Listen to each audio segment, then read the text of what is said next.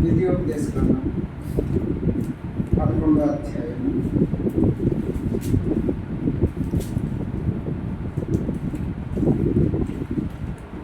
13, 14, 15 అందరం కలిసి 11వ అధ్యాయం.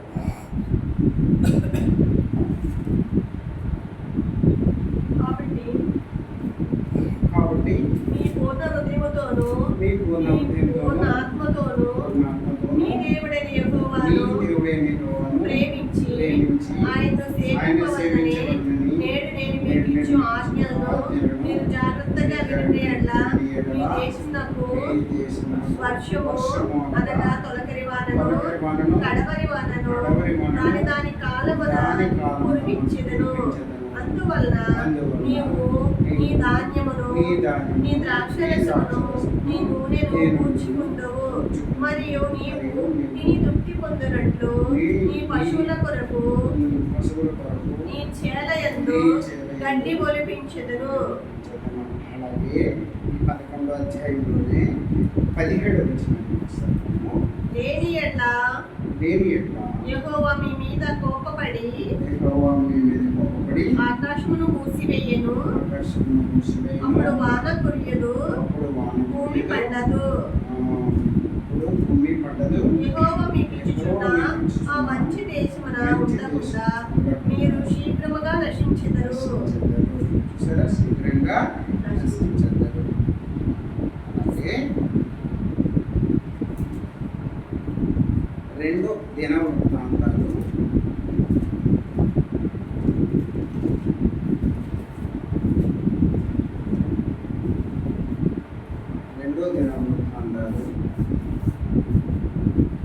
7వ అధ్యాయం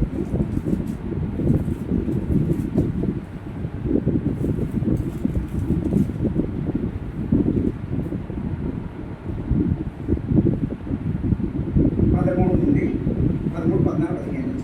వాన కురియకుండా లేదా ఆకాశంలో మూసివేసినప్పుడే గాని దేశము నాశనము చేయుటకు మిడతలను సెలవిచ్చినప్పుడే గాని నా జనుల మీదకి తెగులు రప్పించినప్పుడే గాని నా పేరు పెట్టబడ్డ నా జనులు తమను తాము రక్షించుకొని ప్రార్థన చేసి నన్ను వెతికి తమ చెడు మార్గములను విడిచిన యెడల ఆకాశం నుండి నేను వారి ప్రార్థన విని వారి పాపములను క్షమించి వారి దేశాన్ని స్వస్థపరచెదను.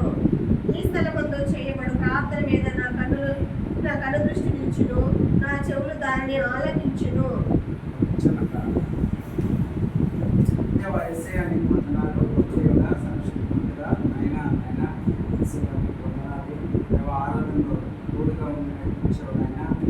అలాగే బలవర్మానంలో కూడా చూపించండి, మాతో మాట్లాడండి, మాట్లాడాల్సిన మాటలు తెచ్చి జ్ఞానం లేనటువంటి ప్రభావ ఏం మాట్లాడాలో తెలియదు ప్రభావ మీరే మీ మాటల ద్వారా మాట్లాడి దీవించి ఆశీర్వదించండి, వెనకరించండి ప్రభావ.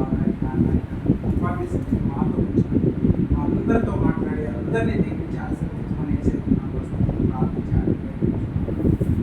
ఆమె అయితే ఈ సమయంలో మనతో మాట్లాడినటువంటి మాటలు ఏంటంటే ద్వితీయోపదేశకాండం 11వ అధ్యాయంలో 13, 14, 15లో మాట్లాడుతుంది.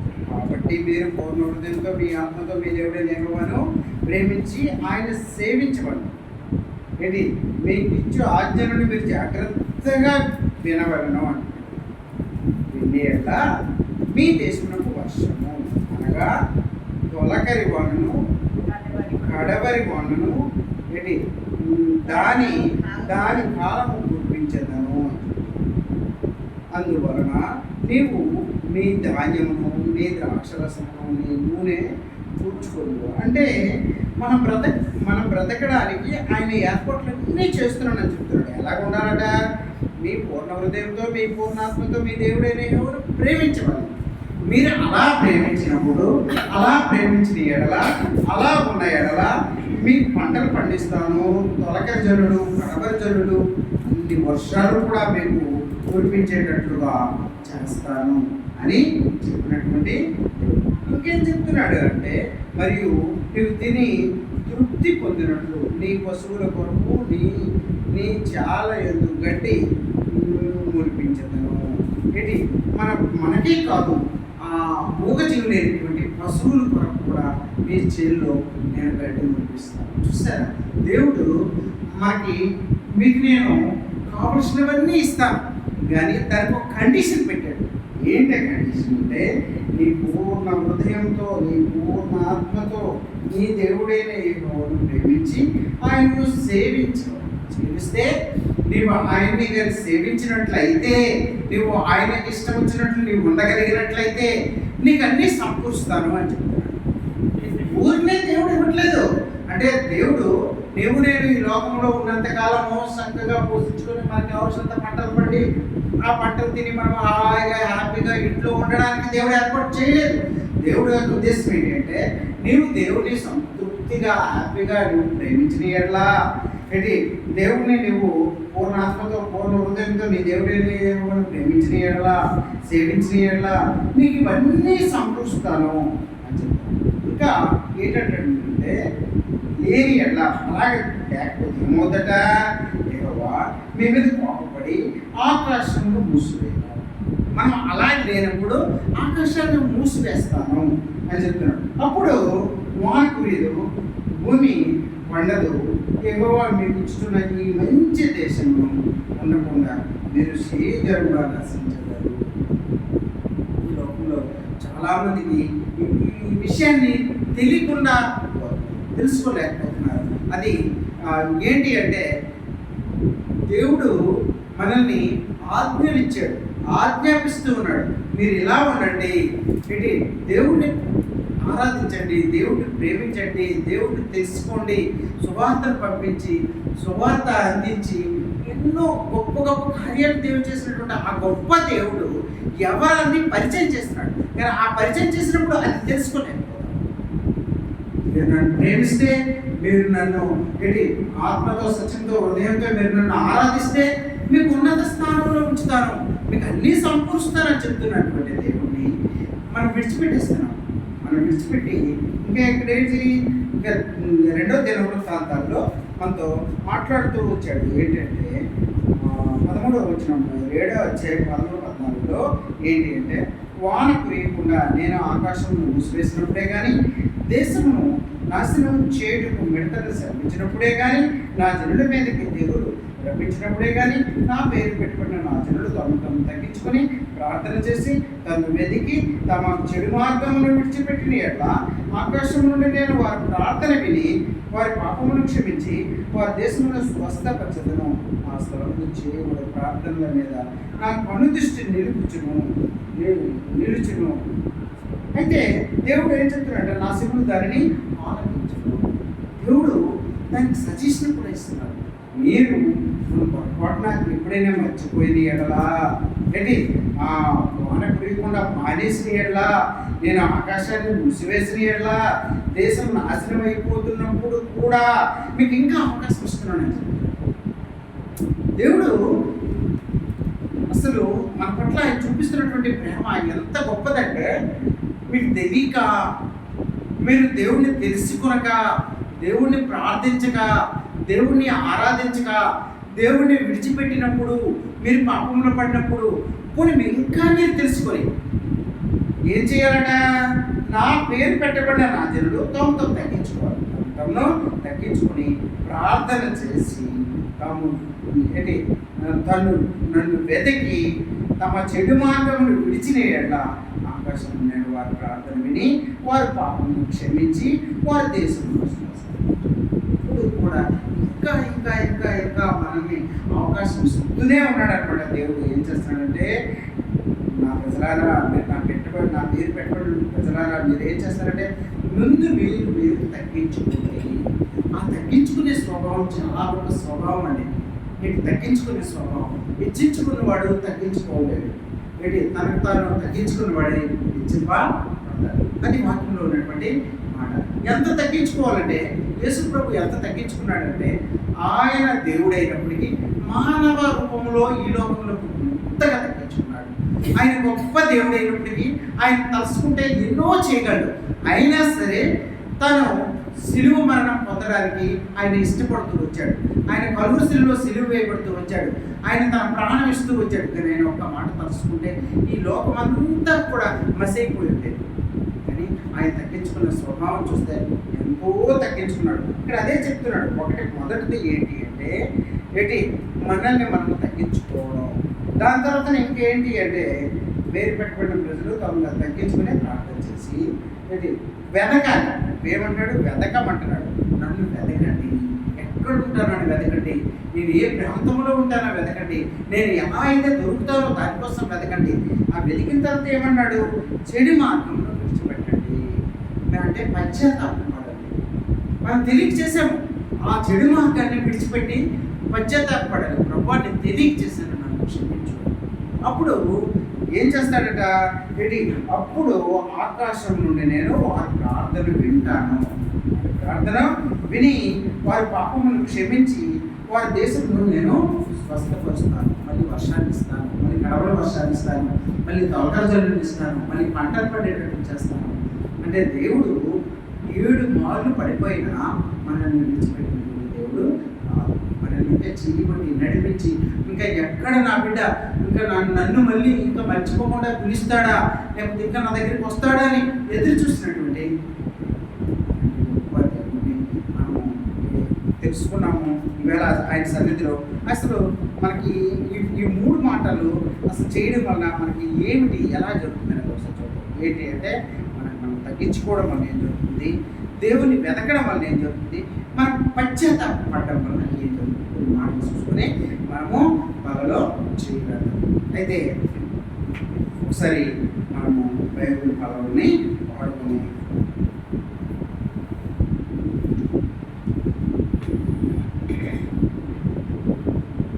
పఠింపశ్రేష్ఠ గ్రంథము బైబిల్, పఠింపశ్రేష్ఠ గ్రంథము బైబిల్, అనుదినం పఠించిన ప్రేమ తోడ నడుపును. ఓ పఠింపశ్రేష్ఠ గ్రంథము Bible, the best book to read is the Bible, the best book to read is the Bible. If you read it every day, if you have you all the way, oh, the best book to read is the Bible.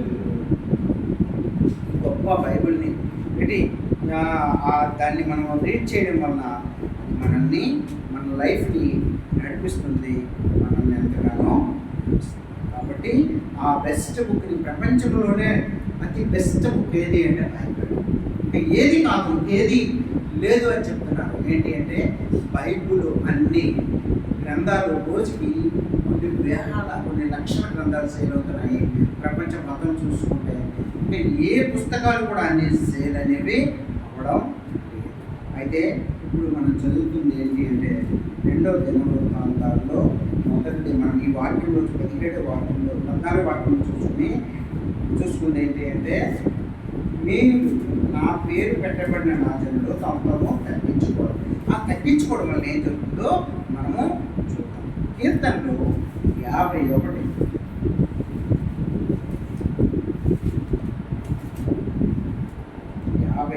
కీర్తన 17వ వచనం. విరిగిన మనస్సే దేవునికి ఇష్టమైన దేవా, విరిగి నలిగిన హృదయం. అయితే ఎవరైతే తను తగ్గించుకుంటారో ఆ విరిగిన మనస్సే దేవునికి ఇష్టమైనటువంటి. అందుకే విరిగి నలిగినటువంటి ఆ హృదయం దేవుడు అలక్ష్యం చేయడు. దాన్ని ఎవరైతే విరిగి నలిగిన హృదయాలతో ప్రార్థన చేస్తారో, తను తగ్గించుకొని ప్రార్థన చేస్తారో అది దేవుడు అలక్ష్యాన్ని చేయడు. అలాగే యెషయా 66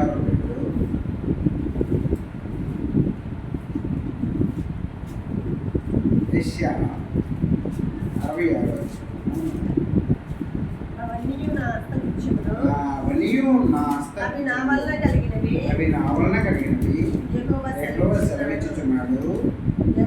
ఎవడు దీనుడై నలిగిన హృదయం గలవాడై నా మాట విని వణుకుచుండును, వానినే నేను దూషించుచున్నాను. ఎవరైతే తగ్గించుకుంటారో దేవుడు వారి మీద దృష్టి నుంచి వారి మీద చూసారా. అంటే ఏవి అవన్నీ హస్తకృత్యాలు ఏవి అంటే ఒకటి చూస్తే యెహోవా ఎలాగ ఆదించుచున్నాడు. ఆకాశము నా సింహాసనం, భూమి నా పాదపీఠము, మీరు నా నిమిత్తము కట్టను ఉద్దేశించిన ఇల్లు ఏపాటిది, నాకు విశ్రమ స్థానముగా మీరు కట్టను ఉద్దేశించినది ఏపాటిది, అవన్నీ నా హస్తకృత్యాలే. ఆయన చేస్తే కానీ ఏంటి అంటే, నేను ఇల్లు కట్టిస్తానంటే ఎలా కట్టించేస్తాము, నేను మందిరం కట్టించేస్తానంటే ఎలా కట్టించేస్తాము. ఇది యెహోవా ఇల్లు కట్టించని అట్లా కట్టువారి ప్రయాసం వ్యర్థం కదా. మనం ఎంత కట్టించేస్తామన్నా అది వ్యర్థమే. ఆయన కట్టించారు. అందుకే ఆయన అంటున్నాడు, అవన్నీ నేను చేస్తే ఇవి, అవన్నీ నా హస్తకృత్యాలే, అవి నా వలన కలిగినవి అని దేవుడు సెలవిస్తున్నాడు. ఎప్పుడైతే దీన మనస్సు కలిగి దీనుడై నలిగిన హృదయం గలవాడై నా మాట విని వణికిచుండును, వాని మీద నేను దృష్టి చూస్తాను. అందుకే మనం తగ్గించుకున్నాం. ఆ తగ్గించుకునే మనం కూడా ఈ లోకంలో కూడా తగ్గించుకునే స్వభావం కలిగి ఉంటే, తగ్గించుకునే స్వభావంలో ఉంటే, తనకు తను తగ్గించుకుని ఉంటే ఎంతో హెచ్చింపబడతాం. ఆ హెచ్చింపబడ్డం అనేది మనం తగ్గించుకుని బట్టి. ఒక కలెక్టరు ఆయన తను ఒక మందిరంకి వెళ్ళి బూట్లు ఆ చెప్పులన్నీ తీసుకెళ్ళి ఆ సెల్ఫ్లో పెట్టి వాళ్ళకి టోకెన్స్ ఇవ్వడం, ఉదయాన్నే మందిరం వచ్చి మందిరం అంతా చూసి చేపలు పరిచి ఆయన ల్యాబొరేటరీస్ అన్ని క్లీన్ చేస్తే ఆయన తగ్గించుకునే స్వభావం ఎంత చెప్పబడతాడండి. చాలా గొప్ప ఉన్నత స్థానంలో చెప్పబడతాడు. ఒక కలెక్టర్ అండి, ఒక పెద్ద ఆఫీసర్ అండి, లేదంటే ఒక గొప్ప ఉన్నతమైనటువంటి వ్యక్తి ఆయన ఎంత తగ్గించుకుని ఆయన మందిరంకి వచ్చి ఆయన ఇన్ని పనులు చేస్తున్నాడు అని అంత తగ్గించుకొని వాడు అదే మాట్లాడుతూ ఉన్నాడు. తగ్గించుకోండి, మీరు తగ్గించుకోండి. మనల్ని మనం తగ్గించుకోవడం వల్ల హెచ్చింపబడతాము. ఇంకా యాకోబు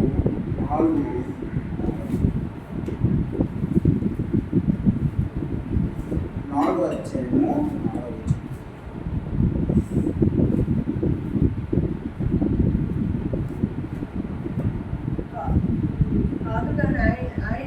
కాదు కానీ ఆయన ఎక్కువ కృపనిచ్చును, అందుచేత దేవుడు అహంకారులను ఎదిరించి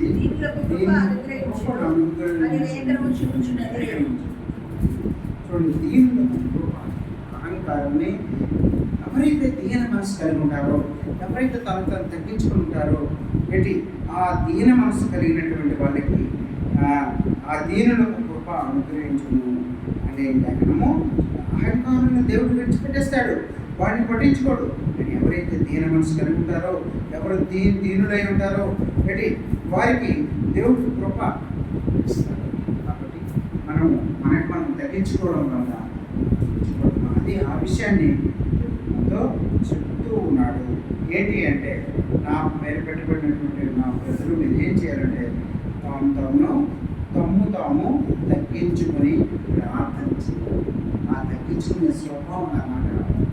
ఆ తగ్గించుకునే స్వభావం మనకు ఎప్పుడైతే వస్తుందో మనము ఎంతో దేవుడి హృదయంలో కూడా దేవుడు మనం తగ్గించుకునే స్వభావం కలిగి ఉండడం వలన మనకి నీ ప్రార్థన నేను ఆలకిస్తాను అని చెప్తున్నాడు.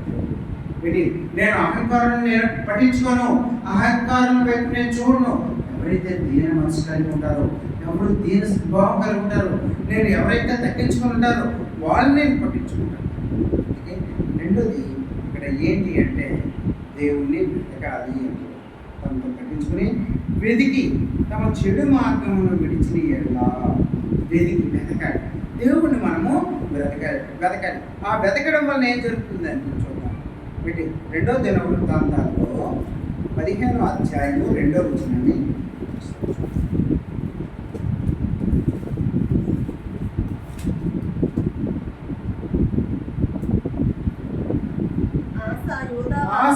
యూదావారులారా, బెన్యామీనీయులారా, మీరందరూ నా మాట విని మీరు యెహోవా పక్షపు వారైన యెడల ఆయన మీ పక్షమున ఉండును.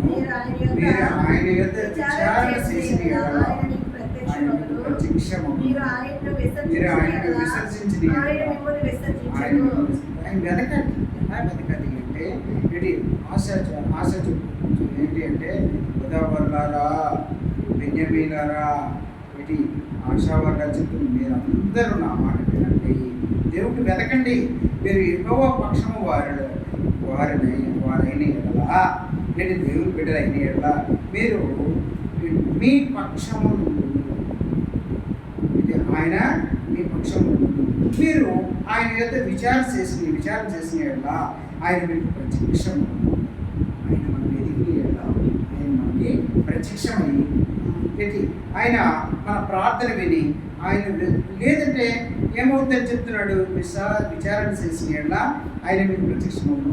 మీరు ఆయనను విసర్జించిన ఎడలా, ఆయన కానీ మనం విడిచిపెట్టేసామంటే, ఆయన వెతకకుండా ఉన్నామంటే ఆయన మిమ్మల్ని విసర్జించు, ఆయన కూడా మనల్ని విడిచిపెట్టేస్తాడు. మనము ఆయన్ని వెతికితే ఆయన మన అవసరాలు తీరుస్తాడు. ఆయన్ని వెతికితే మనల్ని ఆయన ఆశీర్వదిస్తాడు. ఆయన మనం విడిచిపెట్టేయడం వల్ల, ఆయన వెనకపోవడం వల్ల, ఆయన విడిచిపెడిస్తే ఆయన కూడా మనల్ని విడిచిపెట్టేస్తాడు. అందుకే దేవునితో సహవాసం అనేది చేయాలి. దేవునితో మనం నిత్యం సహవాసం కలిగి ఉండాలి. అందుకే రోజు ప్రార్థన చేసుకోవాలి, రోజు వాక్యం చదవాలి. అదే దేవుడు మనతో మాట్లాడినటువంటి మాటలు. ఉదయాన్నే మీకు ఉదయం అవకాశం లేనప్పుడు, నీకు ఎప్పుడు టైం ఉంటప్పుడు, ఏ సమయం అయితే ఆ సమయం ఉంటుంది, కానీ నువ్వు దేవుడిని ఎదిగిన ఎడలా, దేవుడితో సహవాసం చేసిన ఎడలా దేవుడు నిన్ను విసర్జించడు. దేవుడు నీతో పాటుగా సదాకాలం ఉండి నీ ప్రతి అవసరం తీర్చినటువంటి దేవుడు. కాబట్టి అలాంటి దేవుడికి మనం విసర్జించకూడదు. ఆయన మనము వెతకాలి. ఆయన మనకి ఎక్కడ దొరుకుతాడా, దేవుడు నాతో ఈ దినం ఏం మాట్లాడతాడా అనే హృదయంలో మనకి ఆశ ఉండాలి. ఆశ గల ప్రాణానికి తృప్తిగా చెప్పు.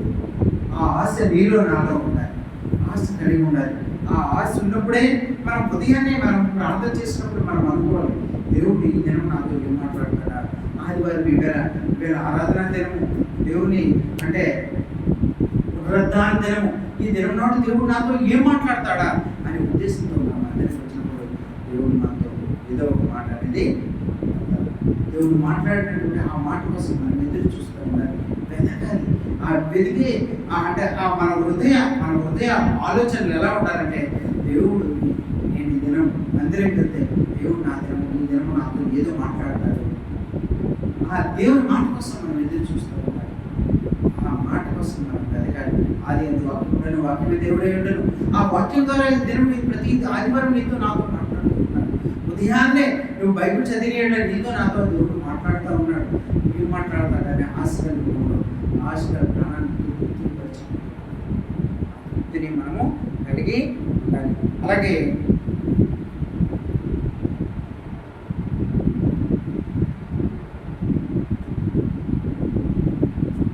కీర్తనలు 27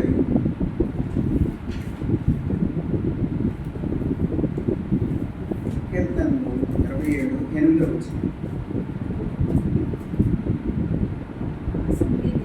నా సన్నిధి వెతికుడని నేను సెలవయ్యగా, యెహోవా నీ సన్నిధి నేను వెతికదనని ఇక్కడ దావీదు కీర్తనలో దావీదు ఏం చెప్తున్నాడంటే, ప్రభువా నా సన్నిధి వెతికుడి అని నువ్వు సెలవిచ్చావు. యెహోవా నీ సన్నిధి నేను వెతికదనని నా హృదయం నీతో అంటున్నాను. అంటే యెహోవా కొరకు దేవుడు చెప్పినటువంటి ఆ మాట దావీదులో ఫలిస్తూ ఉంది. అంటే దేవుని కోసం వెతుకుతూ ఉన్నాడు. దేవుని మాట లేకుండా దావీదు ఏ పని చేయడు. అందుకే 7వ వచనం కూడా అంటాడు, యెహోవా నేను కంఠధ్వని ఎత్తి నిన్ను ప్రార్థించినప్పుడు నా మనవి ఆలకింపు, నాకు ఉత్తరం ఇవ్వు. నువ్వు నాకు సమాధానం ఇస్తావు, నాకు ఉత్తరం ఇస్తావు. ఏంటి నా మనవి నీవు ఆలకించే దేవుడు కాబట్టి నేను వెతుకుతూ వచ్చాడు. దావీదు కష్టాల్లో ఉన్నప్పుడు, ఆపదలో ఉన్నప్పుడు, ఆయన పడుతున్నటువంటి ఆ బాధల్లో ఆయన ఇష్టం వచ్చినట్టుగా చేయలే.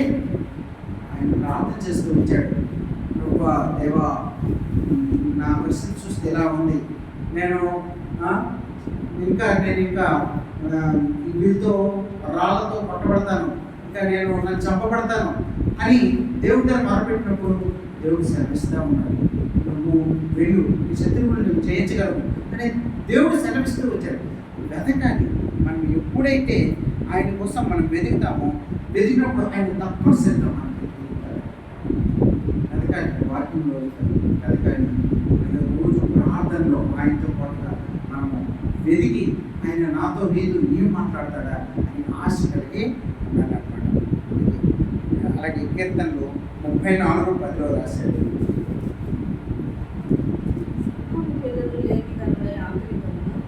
ఆ సింహపు పిల్లలు లేమి గలవై ఆకలి గుండెను ఎక్కువగా నాశించబడి ఏ మేలు ఉండదు. ఆయన సింహం అసలు అడవికి రాజు, అడవికి మృగరాజు. కొన్ని సందర్భాల్లో కొన్ని సమయాల్లో వాడికి ఆహారం ఉండదట, వాడికి ఆహారం ఉండదు. ఎందుకంటే అడవికి మృగరాజే, కానీ మిగతా జంతువులు ఆ దినం వాటికి కనిపించకపోవచ్చు, వేరే రూట్లో వెళ్ళిపోవచ్చు. కానీ అవి ఆటలతో ఉంటాయేమో కానీ, అడవికి మృగరాజు అయితే అవ్వచ్చేమో కానీ ఏంటి ఆటలతో ఉన్న రోజులు ఉన్నాయి. కానీ దేవుణ్ణి ఎవరైతే ఆశ్రయిస్తారో వారికి అన్ని మేలు జరుగుతాయి. అసలు ఏ మేలు జరగకుండా ఉండదు, అన్ని మేలు జరుగుతాయి. దేవుని మీద ఆధారపడాలి, దేవుని వెలగాలి, దేవునికి అప్పగించుకోవాలి, మనం తగ్గించుకోవాలి. చేయాలి. ఇది చేసినప్పుడు అన్ని మేలు కూడా మనకి జరుగుతాయి. ఏ మేలు జరగకుండా ఉండదు, మేలు జరుగుతాయి. ఎందుకంటే మనము అది మంచి స్వభావం అన్నమాట. అసలు యాక్చువల్గా కష్టాల్లో ఉన్నప్పుడు మనము దేవుని వైపు చూడడం, ప్రార్థన చేసుకోలేము. ఎందుకంటే అప్పుడు మన పరిస్థితి డిఫరెంట్గా ఉంటుంది, మన హృదయం డిఫరెంట్గా ఆలోచిస్తుంటుంది, మనం క్లబ్స్లో ఉంటాం, మనము మనసు స్థిరంగా ఉండదు. అలాంటి పరిస్థితిలో ఏంటి కానీ నువ్వు దేవుని మీద ఆధారపడగలిగితే, మనసు స్థిరం చేసుకొని బలపరుచుకొని ఏంటి నువ్వు తగ్గించుకొని దేవుని వెతికిన ఎట్లా తప్పనిసరిగా మనకి దేవుడు మనల్ని ఇస్తాడు, మనకి ఆదరిస్తాడు. మనం దేనికోసం వరీస్ అవుతున్నామో ఆ వరీస్ అని బాగుంటాడు అని లేకుండా చేస్తారు. అది ఉండగలగాలి. అది చాలా మంది కష్టం. ఎందుకంటే మన ఇంట్లో బాగాలేదు, లేకపోతే ఇంట్లో ఎవరికో బాగాలేదు, సీరియస్, లేకపోతే అలాంటి పరిస్థితిలో ఉన్నప్పుడు మనం ఇంట్లో కూర్చొని ప్రార్థన చేయాలంటే చేయలేము, నిజంగా చేయలేం. అది చాలా కష్టమైన పనే. అది చాలా తక్కువ మందికి అలా అది చేయగలరు. వాళ్ళు ఏంటి అంటే ఏదైతే అవని నా దేవుడే ఉన్నాడు, ఏదైనా పర్వాలేదు, దేవుడి చిత్తమే కదా అని దేవుడి చిత్తానికి అప్పగించబడి దేవుడి చిత్త ప్రకారంగా చేసిన వాళ్ళు ఉన్నారు, లేరన్నారు లేదు. ఎందుకంటే చాలామంది పరిచయం చేసినటువంటి వాళ్ళ జీవిత చరిత్ర చూసినప్పుడు ఇంట్లో పిల్లడే బాగలేదు అని తన భార్య చెప్తున్నా, నువ్వేదో వచ్చి దేవుడు చేస్తాడు, సహాయం చేస్తాడు, నేను ప్రార్థన చేస్తాను, నేను పరిచర్యకి వెళ్ళాలి, నేను తప్పనిసరిగా వెళ్ళాలి, లేదంటే వాళ్ళ దగ్గర వాక్యం చెప్పాలి, నేను వెళ్ళాలి, నేను తప్పనిసరిగా వెళ్ళాలని వెళ్ళిపోతాను. అంటే దేవుడి మీద ఉన్నటువంటి విశ్వాసం చూసినప్పుడు నిజంగా ఎంత గొప్ప విశ్వాసమా! నిజంగా ఆ విశ్వాసం లేకుండా దేవుడికి ఇష్టం అసాధ్యం. విశ్వాసం ఉన్నాయి మనవారు, దేవుడు ఉన్నాడని, నా ప్రార్థన ఆలకిస్తాడని ఆ విశ్వాసం కలిగి ఉన్నప్పుడు ఇలాంటివన్నీ కామన్, ఇలాంటివన్నీ సాధ్యం. వెళ్ళి మళ్ళీ వాళ్ళు వచ్చి సాక్ష్యం చెప్తారు, నేను వెళ్ళిపోయాను, లేకపోతే వాళ్ళ వైఫ్ చెప్తుంది ఆయన వెళ్ళిపోయారు, ఆయన బరి ఉంటుందని.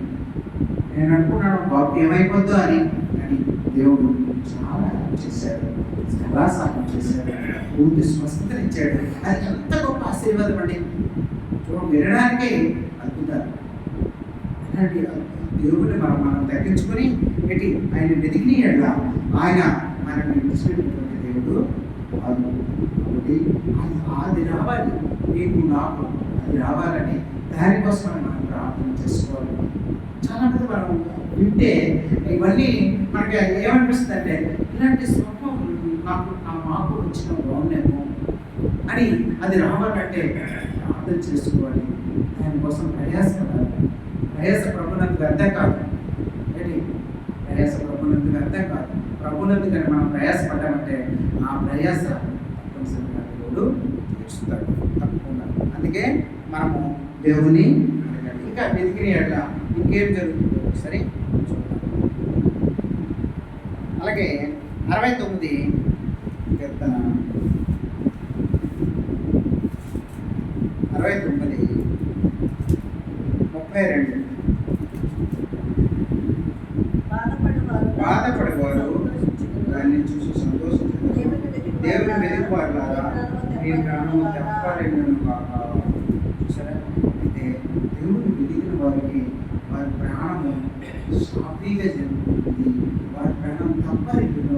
అంటే వాళ్ళు ఎలాంటి కష్టం వచ్చినా, ఎలాంటి బాధలు వచ్చినా, ఎలాంటి ఆపదలు వచ్చినా వాటిని తట్టుకోవడం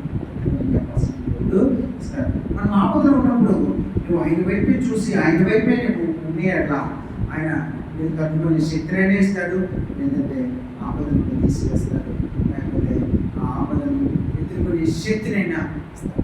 కాబట్టి వాటిని దేవుడిని మనము ఆశ్రయించాలి. అందుకే దేవుడిని మనము బ్రతకాలి. ఆ వెతికినప్పుడు తప్పనిసరిగా దేవుడిని కాపాడాలనుకుంటే. అలాగే ఇర్మియా 29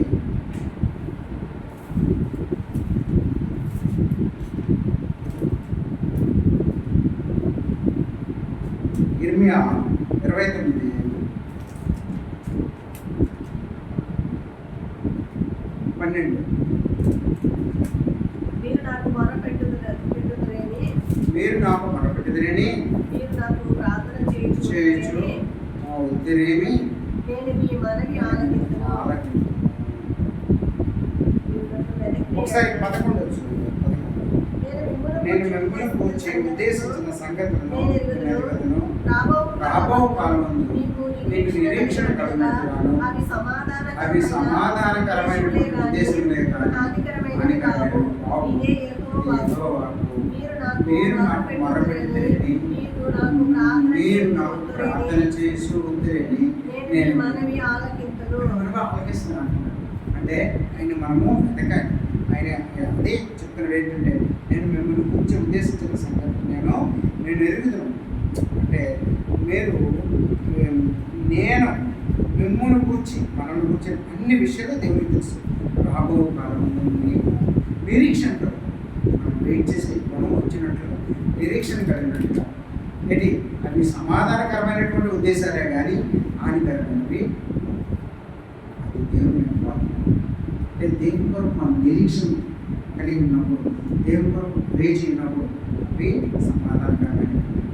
మీరు నాకు మొర్ర పెడితేనేని మీరు నాకు ప్రార్థన చేయించుకుంటేనేని ఆయనకి మొరపెట్టినప్పుడు లేదంటే ప్రార్థన చేస్తూ వచ్చినప్పుడు నేను మీ మనవి ఆలోచిస్తాను. అది చాలు. లేదు ఆయన మీద మనం ఆధారపడినప్పుడు, ఆయన మనం వెతికినప్పుడు ఆయన మనం ఆలోచిస్తాం. అలాంటి మంచి దేవుడిని, చక్కనైనటువంటి దేవుడిని మనం కలిగి ఉన్నాం అందరం. అందుకే దేవుడు చెప్తున్నాడు ఏంటంటే మీరు ఆ మనవి మీకు తగ్గించుకోండి, నన్ను వెతకండి. ఇంకా ఇంకేంటున్నాడు అంటే దేవుడు పశ్చాత్తాపడడం.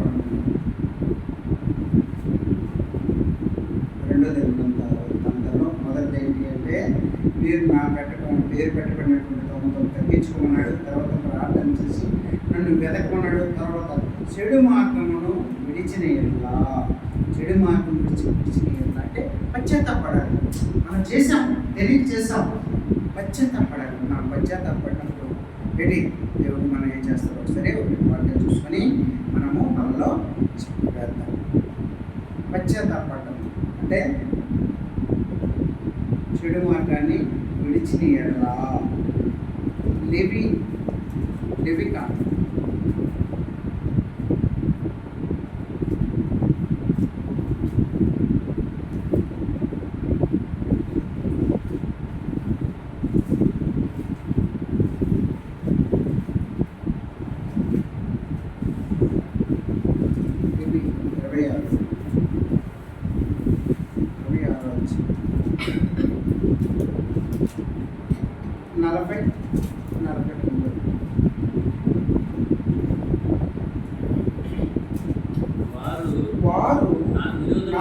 విరోధముగా చేసిన తిరుగుబాటును తమ తమ దోషమును తమ తమ తమ్ముల తండ్రుల దోషమును దోషమును ఒప్పుకొని తాము నాకు విరోధముగా నడిచింది మరియు నేను తమకు విరోధముగా నడిచింది తమ తమ శత్రువుల దేశంలోనికి తాము రప్పించినని ఒప్పుకొని అనగా లోబడని తమ హృదయం లొంగి తాము చేసిన దోషము ప్రతిదండను అనుభవించినని ఒప్పుకొని నేను యాకోబుతో చేసిన నా నిబంధనను జ్ఞాపకం చేసుకున్నాను. నేను ఇస్సాకుకు చాలు. ఏమంటాడంటే మీరు పశ్చాత్తాపడాలి.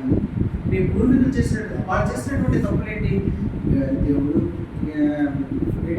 ఐగుప్తు నుండి విడిపించాడు, మోషే అధ్యక్షతను విడిపించాడు, ఎర్ర సముద్రాన్ని 2 పాయింట్గా చేర్చాడు, ఆ ఎండి నెలలో నడిపించాడు, ఎన్నో అద్భుతాలు చేశాడు. ఇన్ని అద్భుతాలు చేసినటువంటి దేవుడిని విడిచిపెట్టి ఒక దూడ బొమ్మ చేసి దాన్ని పూజిస్తూ వచ్చాడు.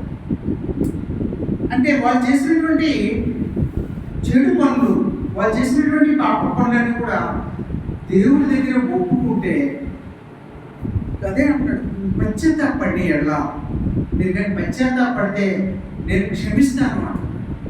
పశ్చాత్తాపడాలి. నా జీవితంలో కూడా మనం పశ్చాత్తాపడాలి. మొదటిది ఏంటి అంటే తగ్గించుకునే స్వభావం, రెండోది వెతకడం, మూడోది పశ్చాత్తాపడం. ఆ పశ్చాత్తాపం అనేది రావాలి. ప్రతి విషయానికి మనం తిరిగి చేసేస్తాం, కానీ అయ్యో నేను చేశాను, నేను తప్పు చేయకూడదు, మరి ఎప్పుడు చెయ్యను అనే పశ్చాత్తాపం వచ్చినప్పుడు మరి రెండోసారి మన జీవితంలో మనం చేయకూడదు. మనం చేయకుండా ఉండాలంటే ఆ పశ్చాత్తాపం అనేది మన హృదయంలో రావాలి. యెషయా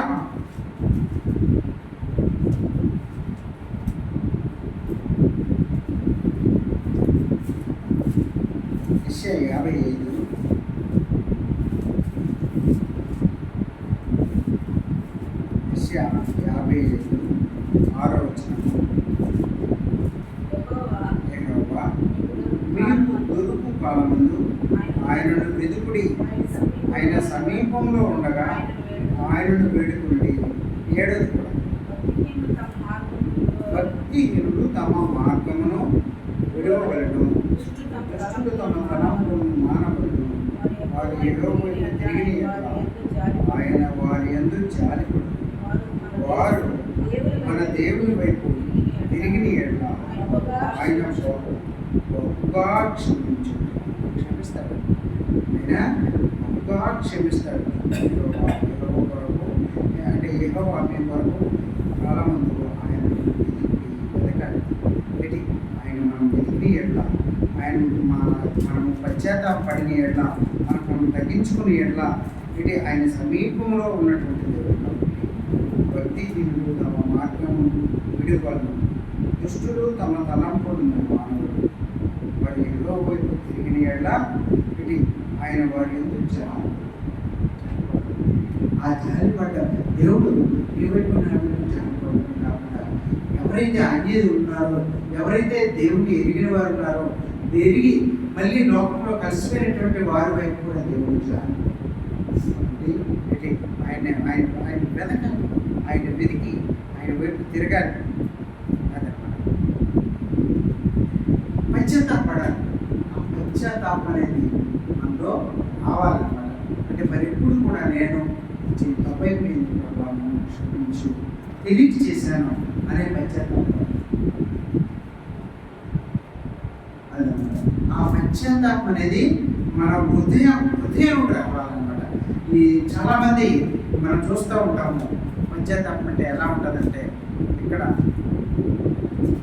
ఈ క్షణంలోనే మొరపెట్టేస్తారు, ఏడ్ చేస్తారు, పశ్చాత్తాపడిపోతారు, మళ్ళీ రేపు మామూలే, ఏం తేడా ఉండదు, మళ్ళీ మనం మొదట కుక్క తన మాంతరేపు చూసినట్టు మళ్ళీ మొదటి పొజిషన్. అది కాదు పశ్చాత్తాపం అంటే. ఇంకా జీవితంలో ఒకసారి పశ్చాత్తాపడినప్పుడు మనము చూడకూడదు, అలాగా ఉండాలన్నమాట. అందుకే ఎలా పశ్చాత్తాపడాలనేది మనం చూసుకుని మనము చేద్దాం. యోహాను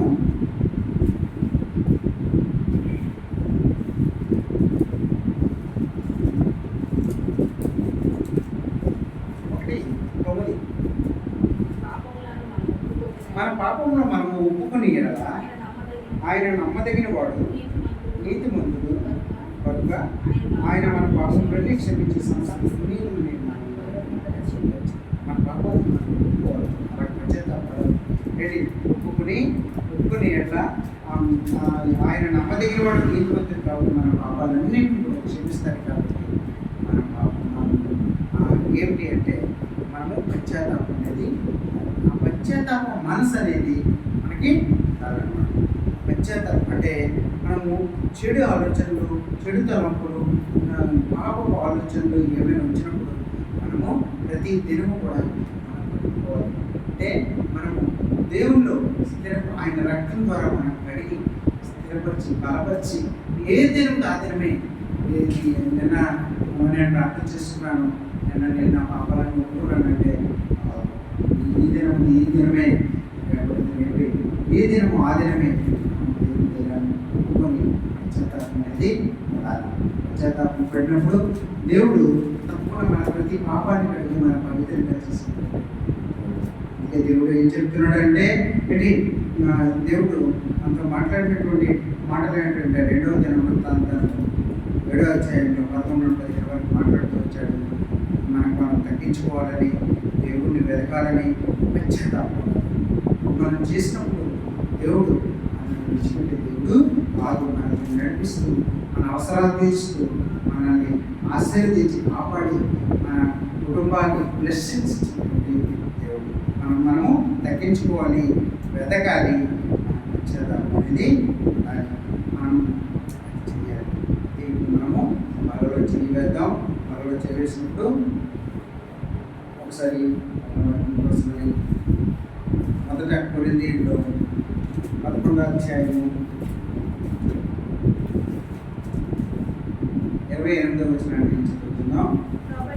కాబట్టి ప్రతి మనుషుడు తాను పరీక్షించుకునేవాడు అలా చేసి ఆ రొట్టెని తిని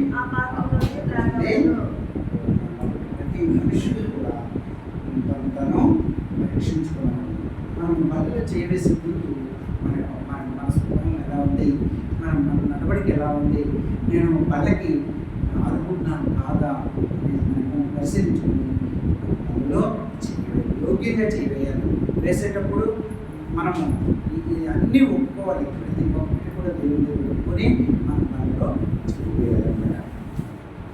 అందరూ మోకరించండి, చిన్న ప్రార్థన చేసుకుని